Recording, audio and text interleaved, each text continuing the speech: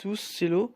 On se retrouve aujourd'hui pour parler du chapitre 864 de One Piece. Ce chapitre commence par Big Mom qui attaque Jinbei, encore un peu plus énervé, mais interrompu par Brook qui casse la photo de Mother Carmel.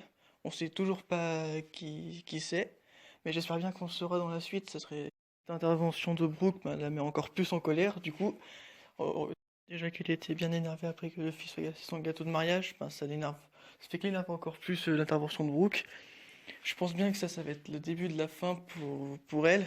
La fin de son règne d'empereur. Là, on voit bien que tout son plan vient de tomber à l'eau et ça doit encore plus l'enrager. Du coup, elle perd tous ses moyens et c'est plus vraiment elle qui protège sa famille et son équipage, mais plutôt ses fils qui donnent tout.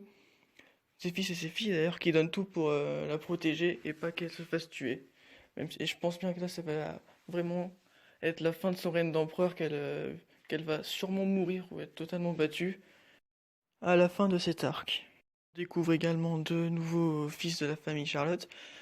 Taifuku, qui a mangé le Oya Oya no Mi, sûrement un fruit qui est une variante du fruit de la fumée de Smoker, car on peut voir qu'il sort un génie de sa ceinture, un génie de fumée.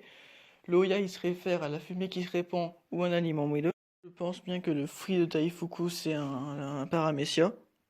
Le deuxième fils de la famille Charlotte qu'on découvre est Oven Charlotte, qui a mangé le Netsu Natsunomi. Il peut réchauffer les parties de son corps, un peu comme un four. Ça serait le fruit de la chaleur en français, mais je suis pas totalement sûr de ça.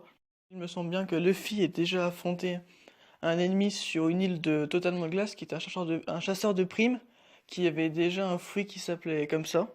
Donc je pense pas que Oda ait mis deux fois le même nom de fruit. Ça doit être un autre nom en français.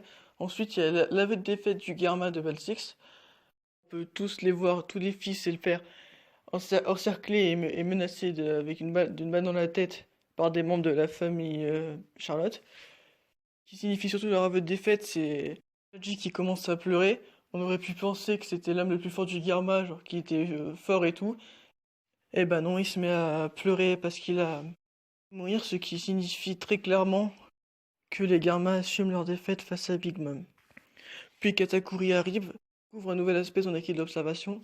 On découvre que quand l'avenir est horrible, le visage devient tout pâle et tout blanc.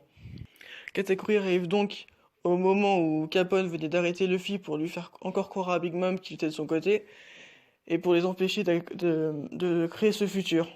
Luffy va prendre la photo de Mother Carmel cassée par Brook pour la montrer une seconde fois à Big Mom et qu'ils espèrent que le plan va marcher correctement cette fois-ci, parce qu'avant, vu qu'elle était en excès de rage, et du coup elle n'avait pas fait son hurlement comme ça aurait dû être prévu. C'est là que quand tout le monde demande à Capone d'achever Luffy, alors que qu'il est de son côté, il dit à Katakuri qu'il a beau pouvoir prédire le futur, n'importe quel homme a le pouvoir de le changer. Désolé si j'ai l'air un peu mal à l'aise à l'oral, mais je débute, j'espère que vous serez indulgents et que la vidéo vous aura plu. Et je vous dis salut à tous!